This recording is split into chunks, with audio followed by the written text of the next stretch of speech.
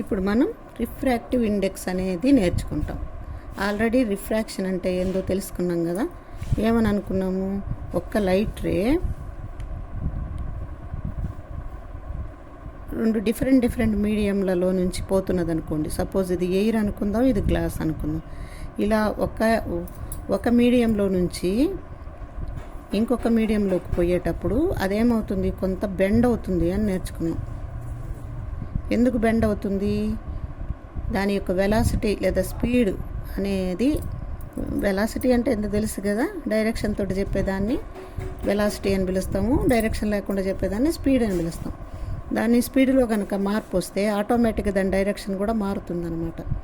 అంటే light ray యొక్క speed మారడం వల్ల ఒక మీడియంలో నుంచి ఇంకొక మీడియంలోకి పోయేటప్పుడు లైట్ రే అనేది వంగుతుంది అనేదాన్నే మనం ఏమని పిలుచుకున్నాము, రిఫ్రాక్షన్ అని పిలుచుకున్నాం. ఈరోజు మనం ఏం చెప్పుకుందామంటే రిఫ్రాక్షన్ ఇండెక్స్ అనేది ఏందో తెలుసుకుందాం. Refraction index. ఇప్పుడు రిఫ్రాక్షన్ అంటే ఒక మీడియంలోంచి ఇంకొక మీడియంలోకి పోయేటప్పుడు లైట్ రే అనేది వంగుతుంది అనేది తెలుసు, దాన్ని రిఫ్రాక్షన్ అని పిలిచాం. రిఫ్రాక్షన్ ఆఫ్ ఇండెక్స్ అంటే ఏంటంటే ఎంత వంగుతుంది, ఎలా వంగుతుంది అని చెప్పేదాన్ని మనం రిఫ్రాక్షన్ ఇండెక్స్ అని పిలుస్తాం. దాని యొక్క అంటే ఎంత బెండ్ అవుతుంది, ఎందుకు బెండ్ అవుతుంది అనే దానికి ఆ రిఫ్రాక్షన్ ఇండెక్స్ని బట్టే మనం లైట్ రే యొక్క స్పీడ్ని చెప్పుకోవచ్చు. అది డెన్సర్ మీడియమా లేక రేరర్ మీడియమా అనేది కూడా చెప్పడానికి వీలు కలుగుతుంది అనమాట. ఈ రిఫ్రాక్షన్ ఇండెక్స్ అనేది ఒక రేషియో, పోలిక అనమాట. దేంతో పోలుస్తాము అని అంటే మనము వ్యాక్యూమ్లో ఉన్నటువంటి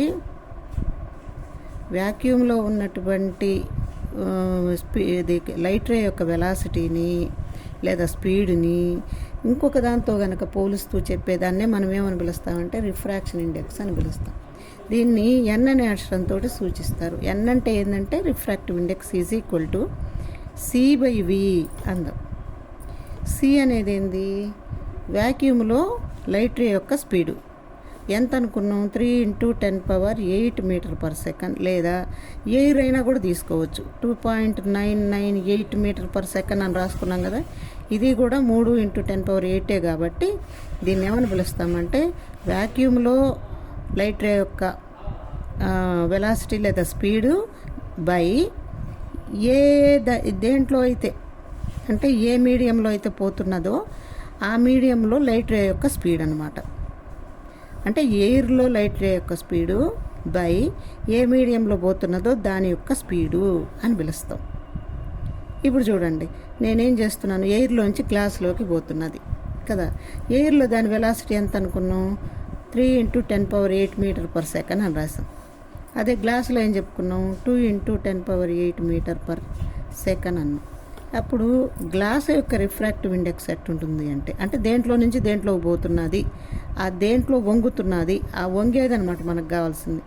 దాన్ని ఎలా చెప్తాము అంటే 3 × 10⁸ metre per second by 2 × 10⁸ metre per second అని రాస్తాం. n ఈజ్ ఈక్వల్ టు, ఇప్పుడు ఇది క్యాన్సిల్ అయిపోతే ఇంకెంత మిగిలింది, 3/2 అంటే ఎంత, 1.5. దీనికి యూనిట్స్ ఏం రాస్తామంటే నో యూనిట్స్ అనమాట. యూనిట్స్ ఉండవు. ఎందుకు ఉండవు అంటే రెండు కూడా ఒకే రకమైనవి కాబట్టి రేషియోకి ఎప్పుడు కూడా యూనిట్స్ అనేవి ఉండవు అనమాట. రేషియోకి ఎప్పుడు కూడా యూనిట్స్ అనేవి ఉండవు. ఎంత వస్తుంది మనకి ఇది, 3/2 అంటే ఎంత రాసుకున్నాము అంటే 1.5 అని రాసుకున్నాం. అంటే గ్లాస్ యొక్క రిఫ్రాక్టివ్ ఇండెక్స్ ఎంత, 1.5. గ్లాస్ యొక్క రిఫ్రాక్టివ్ ఇండెక్స్ 1.5. అదే నీకు గాల్లో నుంచి వాటర్లోకి పోతున్నది అనుకుందాం. వాటర్లోకి పోతున్నది, ఇది ఎయిర్, ఇది వాటర్, ఇటు పోతున్నది అని అనుకుందాం. అప్పుడు ఎట్లా రాస్తాము, 3 × 10⁸ C కదా, C/V కదా. 3 × 10⁸ బై ఇదెంత రాసుకున్నాము, 2.25 × 10⁸ మీటర్ పర్ సెకండ్. ఇది కూడా ఎంత వస్తుందంటే 1.33 సంథింగ్ వస్తుంది అనమాట. ఇది దీని యొక్క వాటర్ యొక్క రిఫ్రాక్టివ్ ఇండెక్స్. మనకి టెక్స్ట్ బుక్లో చాలా రిఫ్రాక్టివ్ ఇండెక్స్లు ఇచ్చినాడు. 192 పేజీలో చాలా ఇచ్చున్నాడు చూడండి. చూద్దాం వాటి గురించి మాట్లాడుకుందాం. చూడండి, ఇది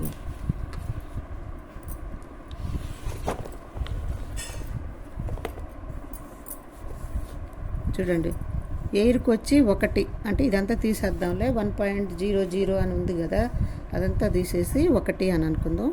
ఐస్కి వచ్చి 1.31 కదా. మనం దేన్ని తీసుకున్నాం? గ్లాస్ తీసుకుందాం. చూడండి, రాక్ సాల్ట్ ఇచ్చాడు, రూబీ ఇచ్చాడు, డైమండ్ ఇచ్చాడు. డైమండ్ అనేది చాలా 2.42 ఉందన్నమాట. 2.42 రిఫ్రాక్టివ్ ఇండెక్స్ ఆఫ్ డైమండ్ వచ్చి 2.4. అన్నిటికంటే దానికే ఎక్కువగా ఉంటుంది కదా. ఇప్పుడు మనం ఏమని చెప్పుకున్నామంటే రిఫ్రాక్టివ్ ఇండెక్స్ని బట్టి అది డెన్సర్ మీడియమా రేరర్ మీడియమా అనేది చెప్పొచ్చు అని అనుకున్నాము. ఎలా చెప్తాం డెన్సర్ మీడియమా రేరర్ మీడియమా అని అంటే, లైట్ రే యొక్క వెలాసిటీ అనేది ఆ డెన్సరా రేరరా అనే దాని మీద ఆధారపడి ఉంటుంది కదా. చెప్తాను చూడండి. ఇప్పుడు ఇక్కడ ఈ సూత్రమే మళ్ళీ ఇంకొకసారి చూసుకుందాం. చూడండి, ఇక్కడ n = c/v అన్నాను కదా. ఇక్కడ n అనేది vకి ఇన్వర్ట్గా ఉంది, ఇన్వర్ట్లీ ప్రపోర్షనల్గా ఉంది. అంటే velocity of light ray in a medium కనుక పెరిగే కొద్దీ రిఫ్రాక్టివ్ ఇండెక్స్ తగ్గిపోతుంది. రిఫ్రాక్టివ్ ఇండెక్స్ పెరిగితే లైట్ రే యొక్క వెలాసిటీ దాంట్లో తగ్గిపోతుంది. ఇప్పుడు చూడండి, మనం ఏమేమి నేర్చుకున్నాము? 1.5 అన్నాం కదా గ్లాసు. తర్వాత నీకు వాటర్కి ఎంత అన్నాను? 1.33 అన్నాను. డైమండ్ ఎంత రాసుకున్నాం? 2.42 మనకి టేబుల్ ఇచ్చాడు, ఇప్పుడే చూపించాను కదా. 2.42 అన్నాం కదా. దీంట్లో డైమండ్ యొక్క రిఫ్రాక్టివ్ ఇండెక్స్ ఎక్కువైపోయింది కాబట్టి వెలాసిటీ ఎట్లుంటుంది? చాలా తగ్గిపోతుంది. ఇది ఎక్కువైతే ఇది తగ్గిపోతుంది. తగ్గిపోయింది అని అంటే అది ఎలాంటి మీడియము? Denser medium. వీటితో కంపేర్ చేసుకుంటే చూడండి, దీంట్లో లైట్ రే స్పీడ్ ఎక్కువగా పోతుంది, దీంట్లో చాలా తక్కువగా పోతుంది. అంటే రిఫ్రాక్టివ్ ఇండెక్స్ పెరిగే కొద్దీ వెలాసిటీ తగ్గిపోతూ ఉంటుందన్నమాట. మనకి టేబుల్ 4 మార్కుల క్వశ్చన్స్కి అడుగుతాడు. ఏమనంటే రిఫ్రాక్టివ్ ఇండెక్స్ ఇస్తాడు. దేంట్లో స్పీడ్ ఎక్కువ అసెండింగ్ ఆర్డర్లో రాయండి లేదా డిసెండింగ్ ఆర్డర్లో రాయండి అని అడుగుతుంటాడు. మీరేం చెప్పాలి? రిఫ్రాక్టివ్ ఇండెక్స్ ఆధారంగా మనం వెలాసిటీ లైట్ రే యొక్క స్పీడ్ని చెప్పొచ్చు అన్నమాట. అంటే రిఫ్రాక్టివ్ ఇండెక్స్ పెరిగే కొద్దీ స్పీడ్ తగ్గిపోతుంటుంది. ఇక్కడ చూడండి, మనకి ఇచ్చిన ఎయిర్ వచ్చి 1 అనుకున్నాం కదా. గ్లాసు ఎయిర్ కన్నా డెన్సర్ మీడియం. వాటర్ అనేది దీనికన్నా కూడా ఇది rarer medium. Water rarer medium దేనికన్నా? గ్లాస్ కన్నా. ఇది డైమండ్ అనేది అన్నిటికన్నా కూడా చాలా దగ్గరగా ఉంటుంది కాబట్టి అందుకే దానికి ఒక మెరుపు కూడా వస్తుందన్నమాట. ఎందుకని అంటే రిఫ్రాక్టివ్ ఇండెక్స్ ఎక్కువ అవడం వలన కూడా అని ఒక కారణం చెప్తాం. ఇంకొకటి ఏంటంటే, ఇక్కడ మనం అబ్సల్యూట్ రిఫ్రాక్టివ్ ఇండెక్స్ అంటాము లేదా రిలేటివ్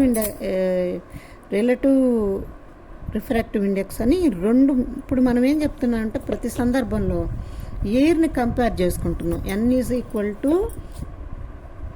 c/v అంటే అర్థం ఏమనంటే ఎయిర్తో కంపేర్ చేస్తున్నాం దీన్ని. అట్లా కాకుండా వేరు ఇప్పుడు ఎయిర్ కాకుండా ఇక్కడ వాటర్ ఉంది, ఇక్కడ వచ్చేసి గ్లాస్ ఉంది అనుకోండి. ఈ రెండింటిని ఎలా మనం కంపేర్ చేసుకోవాలా? రిఫ్రాక్టివ్ ఇండెక్స్ని ఎలా చేయాలి అని అంటే, ఇప్పుడు చూడండి ఎలా రాస్తామంటే, లైట్ రే ఎటు పోతున్నది? గ్లాసులో నుంచి వాటర్లోకి పోతున్నది అని అనుకుందాం. గ్లాసులోంచి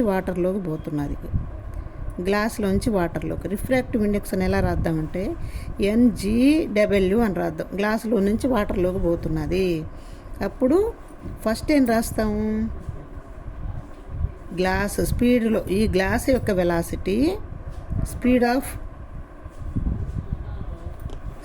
ఆఫ్ లైట్ రే